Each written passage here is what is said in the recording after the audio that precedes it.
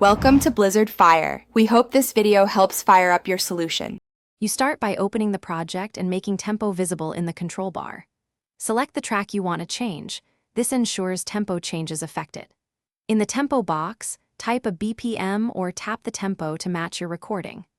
Once set, make sure the metronome is on so you can hear the grid while testing. If your audio is non-conforming, switch the region to flex time and set detection so Garageband can follow tempo adjustments accurately. Now focus on timing and preservation. Enable flex time on the audio region so changing tempo doesn't alter pitch.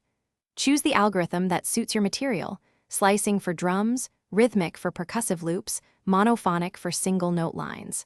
For precise edits, drag region edges or open the tempo track to draw gradual tempo shifts.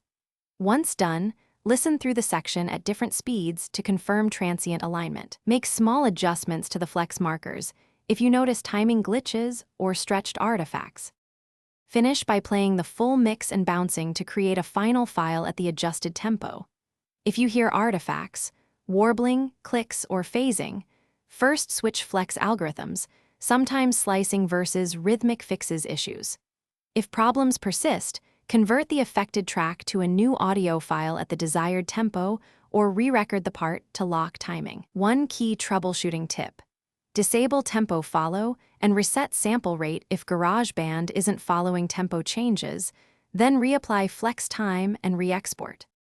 Thanks for watching. If you found this helpful, don't forget to like and subscribe.